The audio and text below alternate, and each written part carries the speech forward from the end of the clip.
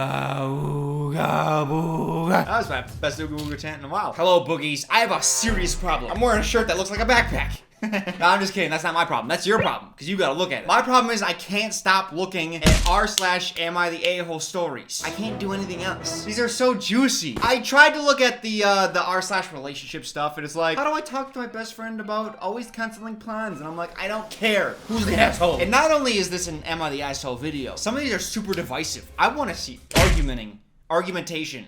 I want to see arguments in the comment section. Fight. And don't be nice about it either. Be mean to each other, please. Am I the asshole for canceling a check of $12,000 that I wrote for my infertile friend for her next IVF cycle over a joke? Huh? So this woman is 35 and she's infertile. My ex-husband and I tried everything to have kids, but it just never happens. He divorced me, went on and married someone younger who was able to give him a kid. From what I gather, they're expecting a second child together. Ooh, a lot of pain in that sentence, huh? I turned to my friends for support, especially Alessia. She's in the same infertility boat as me, but she and her husband are currently trying IVF, hoping it would work. IVF is where they grab like a turkey baster and then they put the juices in there and then they shove it way up and then they turkey baste it up into you. I'm pretty sure that's how it works. Alessia asked me for help to pay for her upcoming IVF cycle. I agreed to write her a check, $12,000. That's a lot of money to people who are broke, not me.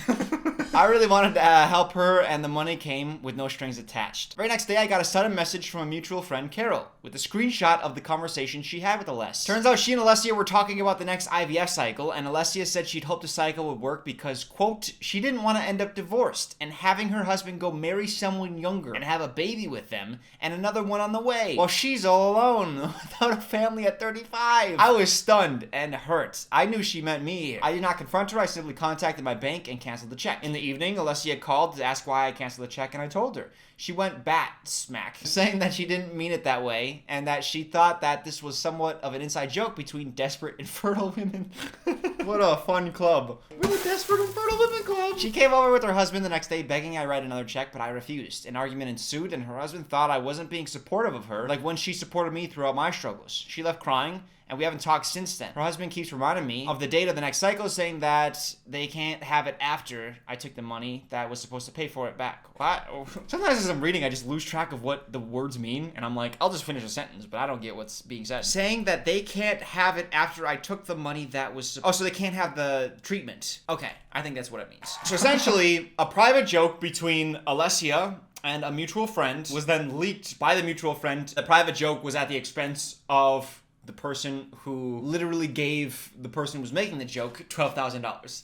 How stupid are you? Maybe I shouldn't have canceled, but I just felt so offended by what she said about me, how she basically mocked my unfortunate circumstances. So Reddit, am I the asshole? All right, so right off the bat, here we go. Contentious. I can see both sides. I think most of you are to say, not the asshole, right? When you're giving somebody $12,000, no strings attached, don't make jokes about them behind their back. You can make jokes to their face, and then you can claim like, oh, it's like an inside joke. You don't mock them behind their back with an inside joke. You know what I mean? Like that, it's not, then they're not even on the inside. The person that's on the inside isn't even hearing the joke. Let's for a moment put ourselves in the woman who's getting the IVF treatment. So she, obviously they don't have the money. So they're having to borrow from their friend a large sum of money. She probably maybe feels like her pride's hurt a little bit with having to ask for money, which is a her problem. It's a you problem. But let's just try to understand her psyche a little bit. Plus, there's the added stress. Hey, if I can't give this guy a baby, he might leave me. Like, I've seen that happen with my friend. She's told me all the horrors of what happened with her and her husband. And within all those feelings that you're having, you make a bad joke, and then all of a sudden, that friend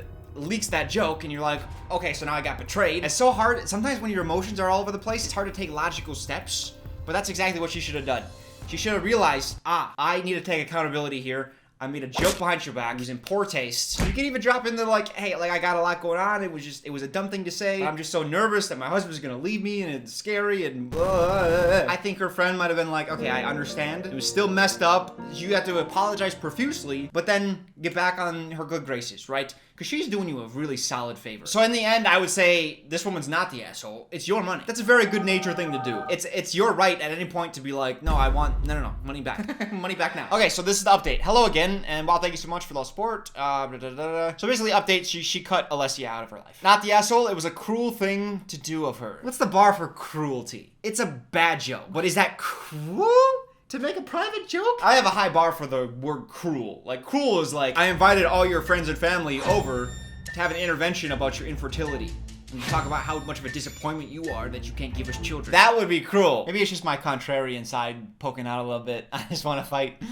Yup, also 15 years of friendship, but only now is she showing her real face. Reddit is too bold with their leaps. 15 years of friendship, and they just been wearing a mask this entire time. But after one joke, that is their true character. Stop with that. It could just be a lapse of judgment for one moment. Even your best friends can say hurtful stuff sometimes. Doesn't mean that they're a terrible person and that your friendship is for naught and they don't actually care about you. It just means that they made a mistake. They need to take accountability for it, apologize, and then you can move on. Am I the asshole for missing my father-in-law's funeral after my mother-in-law booked my husband first class, but me in economy? So this woman is a 31-year-old female, and her mother-in-law, they don't have a close relationship. We live in a different state. Father-in-law passed away suddenly, and mother-in-law told me and my husband to come attend the funeral. I'm gonna let you guys know, when I come across the things that sound a little weird, I'm gonna point them out. Mother-in-law told me and my husband to come attend the funeral.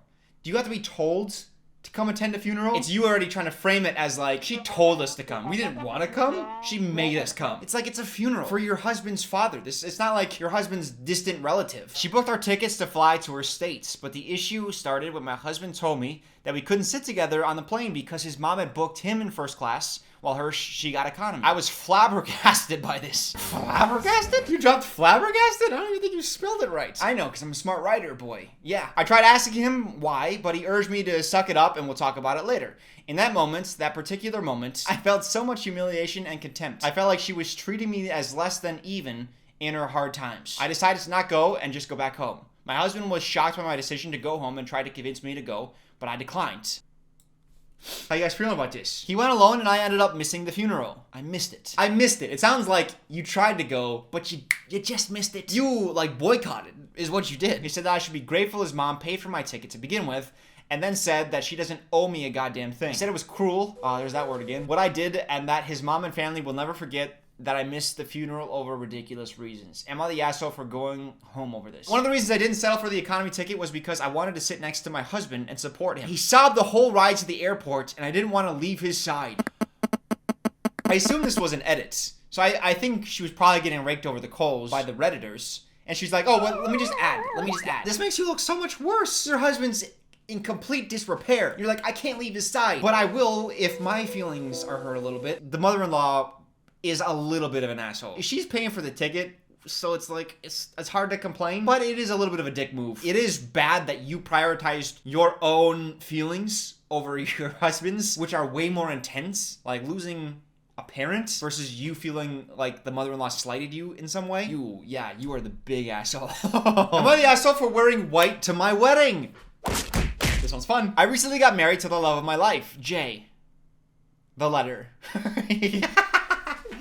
That was the worst joke. Thank you guys for tuning in to Dylan's collection of 4 jokes. We had a perfect wedding except for one thing. My mother... it's always the mother-in-law. What is up with... Father-in-laws are just like... I don't hear stories about bad father-in-laws, ever. Except for one thing, my mother-in-law's freak out when she saw my dress. My husband's family has a tradition of always wearing blush dresses on their wedding day. They told me about this before, and I respectfully said I would wear whatever color dress my perfect dress was. Once I finally found it, it was white. Mother-in-law asked me to ask if they could alter it to make it blush or to find a new dress if they couldn't. Long story short, they couldn't, and I showed up to my wedding in a white dress. All through the ceremony, mother-in-law was seething. During the reception, she pulled me aside and asked why my dress was white. She said that it was a tradition, and she was disappointed that I had broke it. Jay also said that he was disappointed when I walked down the aisle in a white dress. Was I the asshole for this? I could have just changed my dress. This one is so interesting. To be honest, I don't even know my own opinion. Because on one hand, it's your wedding day. This is a day of celebration of you, right? This is a day that people dream about for years, lifetimes even. So not being able to choose the exact dress that you feel is perfect for that event, it feels a little bit like you should have that right. Now it feels a lot of bit like you should have that right. On the other side,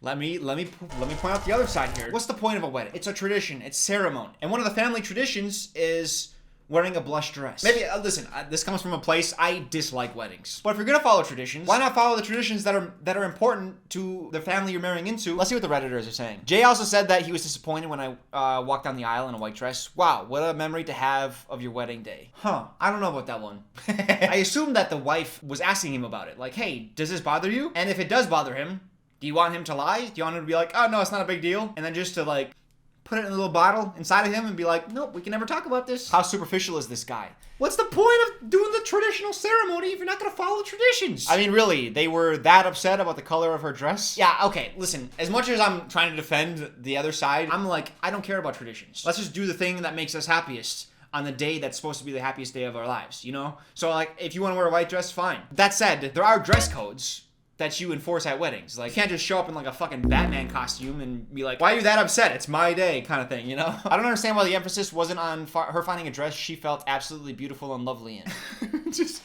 me being a contrarian. Couldn't you say that that's superficial? If you're gonna say like, him caring about the dress is superficial, then her caring about the exact perfect dress is also superficial. I would lean towards do what makes you happy. Let me know what you guys' opinion on this is. This one is a good one for you guys to weigh in. I would say for the mother-in-law though, like, you could be upset about it, but put a smile on. It's your son and his wife's day. Like, just let him have the day. And also for not letting my husband sit with us during girls' night in. My husband, 35, is disabled. He's in a wheelchair and is home 24/7. He's with me most of the time, except for when I go to the bathroom. But even then, he'd complain about me being away for so long.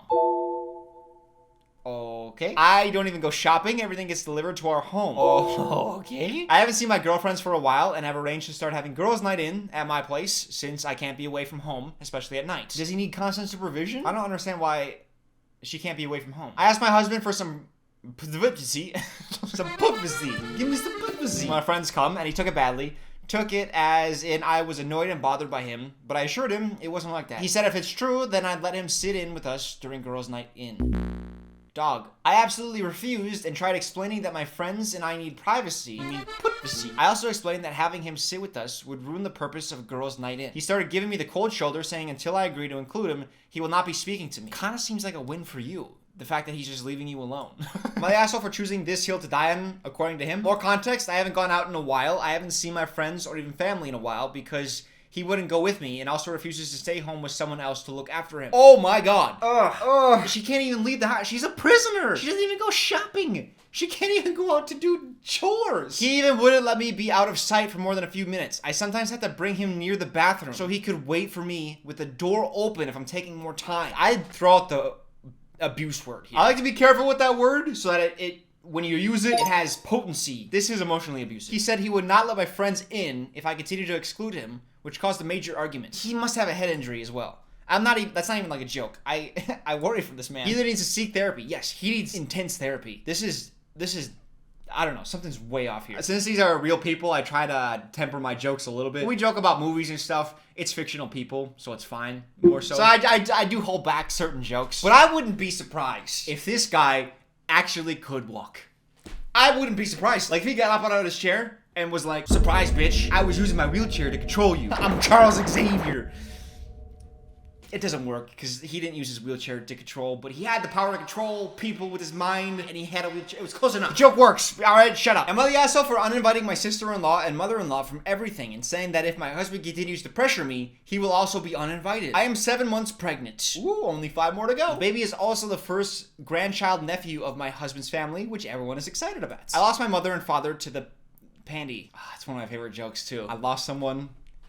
I love that joke so much. But I'll hold off here. Since the death of my parents, my husband's family has welcomed me with open arms as part of them, and I have become very close to my mother-in-law and sister-in-law. Sounds great. What could go wrong? I always wanted to have a gender reveal party, and not party, just a gender reveal. I always wanted to have a gender, I assume she means party. And I trusted my sister-in-law to organize everything about this. With 3 days to go before the party, I started to receive messages from all my husband's relatives and even close friends congratulating me on my baby being a boy. Spoiled. And my sister-in-law confessed that she let it slip to my mother-in-law, and she told everyone the sex of the baby after knowing, which defeats the purpose of the gender reveal party. Party was canceled, and I was heartbroken, as well as extremely hurt by the two of them. Heartbroken. Listen. As much as I want to make fun of somebody for really liking gender reveal parties, with each passing year, I get more and more Like, just let people enjoy what they enjoy. Because I like some weird stuff. You guys know this about me. You know my weird stuff. And you only know, like, a certain percentage of it. Like, there's a lot more weird on the list. Usually they accompanied me to the ultrasound, shopping for the baby's room, and my mother-in-law would stay at the time of delivery. But after this breach of trust, I stopped inviting them and asked them to respect my boundaries when they pressured me to go. Honestly, I didn't even send them the baby shower invite because I really avoided contact with them as much as possible. Because everyone knew before me that it was a boy. My husband started complaining that I was pushing them away because of a mistake that could happen. A mistake that could happen. The way some of these people construct their sentences just boggles my mind. Any mistake that happens could happen. He said, soon you'll tell me that my mother won't be able to go to the birth. I think my face showed my response, and he started saying I was being too hard on her because she was just excited and blah, blah. I had my limits and said, if you keep pushing me, it won't be just your mother who won't be on my labor. So either stop or you won't come in. So like giving birth, who was in the room? He wants to be in the room. I think the mother-in-law and sister-in-law wanted to be in the room. And now she's threatening to kick the husband out of the labor room. The room of labor? What do you call that? The birthing center? The birthing labor room. The labor laws. Delivery room. That wasn't even close to anything I said. He slept on the couch and doesn't talk to me more than necessary. Yikes. So this is edit. Well, many are saying that it's just a gender reveal. I honestly don't care for that, and I think it's tacky. But my mom was the type who would like and love it, and she always dreamed of having grandchildren. She can't meet my son or even know that I'm pregnant, so I wanted to do something tacky that I don't care for her, not for me. Ooh, okay. I always wanted to have a gender reveal. So you've wanted this for a long time. But now down here, after I think people were pushing back on like, it's just a gender reveal, you're like, well, I don't care about gender reveals, it's tacky. But my dead mom would want it. So that's why I'm doing it. Argue with me now, bitch. That's manipulative. It is not even smart manipulative. It's easy to point out. I don't know. Ooh, I get bad vibes from that. It also, and the reason I point the manipulative. Did I have a stroke? The reason I point out the manipulativeness, is because she's saying, if you keep arguing with me, I'm gonna kick you out as well. It feels like now you are just holding the power. Just like a scythe. Anyone comes near, hey, you're gonna get your head chopped off. You can say like, hey, pregnant women should have the right to choose like who is in the delivery room and whatever makes her feel most comfortable. But she's not saying you can't come in the labor law room, in the delivery room, because it makes me uncomfortable. She's doing it because it's in her power. And she wants to kind of like inflict damage on other people who she feels have slighted her. You don't want to be in a relationship with somebody who, when they have power, is going to wield it with impunity. Took me a second to think of the word impunity, but I got it. Labor laws. Now, I can understand the being hurt. It sounds like the mother-in-law and the sister-in-law, it sounds like they kind of knew they shouldn't spread this information. They didn't just make a mistake. They knowingly made the mistake. Why? I think they did it because they were so excited. It's just uncontained joy. Which is like, if you're gonna make a mistake, making the mistake out of just unbridled and uncontrollable joy is probably the best way to make a mistake. She talks about how they took her in. They really made her feel like family. They treated her super well, and they've just made this one mistake, right? You definitely want to have a conversation about it and be like, hey, I'm really hurt, and you want them to take accountability for that. That's totally fair, but to just completely cut them off, they would be so helpful when you have a baby. Like, they actually care about the child. They're, like, super prepared. They're, like, taking you shopping, getting you all ready. You want to cut those people out? Even though, again, it's an annoying mistake, they have to take accountability. I think that's a mistake on your end. Or something that you're gonna regret in the future. Even if he says anything about his mother coming, I'll ask him to leave. That's fair. Yeah, you don't want him, as you're trying to give birth, going through that stress, that pain, to have your husband there like, my mother should be here. It's like, dog, do you see what's squirting out of me right now? I don't want to hear about your mother. My husband started complaining that I was pushing them away because of a mistake that could happen and that I was being harsh. That wasn't a mistake. It was a choice. Your sister-in-law made a choice and told mother-in-law, and mother-in-law then made a choice to tell everyone else in the family. Just because you chose it doesn't mean it's not a mistake. You're confusing the words mistake and accident. And this has more upvotes than the original post. This is why I can't take Reddit comments seriously sometimes. So, to recap, I think, this was a lot. I think the sister-in-law, I think it was reasonable to tell the mother-in-law, so I don't think she's the asshole. I think the mother-in-law is an asshole for telling everybody else, which defeats the purpose. The person who posted, the pregnant woman here, she's not an asshole for kicking them out of the delivery room. I do think she's just making a mistake. And I do think, while it's not necessarily bad in this moment, if she goes through with anything, I think it just sets a precedent that's going to be negative. So she's not an asshole. I just think it would be a mistake. That sums my opinion up. I have a feeling you're gonna disagree. Let me know in the comment section. What did I miss? Nothing, because I'm brilliant. Am I the asshole for expecting my son to share his room? A couple in their 40s, and this poster is the wife. They bought a 3-bedroom house a few years ago. They took the master bedroom, and then the other 2 bedrooms went to the children. So there's a 12-year-old girl and a 10-year-old boy. And then the parents told them that they could choose their rooms, but whoever ended up in the larger room would be asked to share or relocate for visiting family members. So they rarely have family over, but they were surprised because the older daughter chose the smaller room, and the younger son chose the larger room. Now we have a 4-day weekend coming up, and my mother decided to come down to visit. So I told our son, with the larger room and bed, that grandma will be here for a few days and would be using his bed. Well, my son threw a fit. He didn't want to share a room with grandma, not even on an air mattress, not even for 3 nights. She smells funny. Why do grandmas smell so weird? It's true. I'm with the kid on this one. So we reminded him of the original deal and offered to put the air mattress in the living room, but that wasn't enough. His sister offered to let him put the air mattress in her room, which she wasn't required to do, and that wasn't okay either. Finally, I put my foot down and said that the condition of having the bigger room was that you give it up for visiting family members. So one way or another, you'll be sleeping on an air mattress for 3 nights. You choose if the air mattress goes in your room, or our room, or the living room,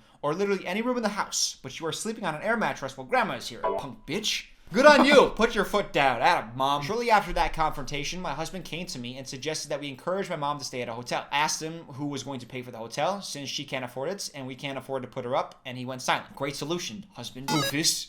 All the boys in this story are just letting me down here. Now he's calling me the asshole for forcing our son to give up his room and suggesting that I tell my mom not to come at all, since apparently none of us can afford it. This guy is giving me pathetic vibes. My daughter is willing to help in the short term, but she seems a bit smug right now about the overall room choice. Right, so she chose the smaller room for this perk. So all those years of like, well, at least I get this one thing if we have any visitors, that's taken away from her. That feels unfair. And I will not force her. Good. This mom is the only person. I guess the mom and the daughter are the 2 people in the story I respect. And I will not force her, because what kind of parent will I be if I hold my son to the letter of his deal, but go back on my word to my daughter?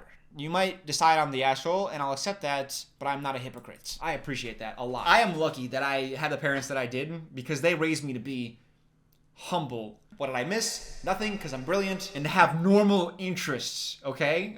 Despite what I present, I think I'm more normal than people realize. The reason for that, I think, is because my parents instilled in me as a kid certain morals and values. Not only do you talk about it, you have to live it. This is a great moment in the child's life. And it's not always going to be fun. The child's not always going to enjoy things, because guess what? When the child grows up, they're going to have to realize that the world isn't going to acquiesce to every little whim that they have. Forcing him to stick to his word is going to do wonders in the future. And make sure he has a good attitude about it as well, and he understands why he has to do it. You're doing something right, because the daughter offered up a solution that was not beneficial to her. Like, he can sleep in my room on the air mattress. She probably doesn't want him sleeping in her room, but she offered. You're doing something right there. Maybe because daughter has a good role model in the mom, and the son doesn't have a good role model in the dad, maybe that's the reason why the daughter's good and the son's bad. Father, you gotta step up. Mom's doing her job, you gotta do yours. Am I the asshole for telling my fiance's family that he's unemployed after they kept implying that I was a gold digger? Eesh. So my fiance, 33-year-old man, comes from a well-off family. I, 20-year-old female, come from a working class family. My fiance's family are nice, but they can't help but throwing comments at me about how I might be a gold digger. Wait, Jason paid for this? Only gold diggers make their partners pay for stuff all the time, just saying. It's so demeaning, and my fiance does nothing to stop it, especially now that he's in a bad place in life after he lost his job. And since he's keeping it a secret, I'm the one paying for everything. This has been going on for 4 months. Last week, his parents invited us for dinner, and he insisted that we go, so we went. At dinner, his mom grabbed my hands, literally while I was eating, and looked at my bracelet and went, "Oh, this bracelet looks really nice. Did Jason pay for it?" I nodded and reminded her that he bought it for me as a birthday gift last year. She was like,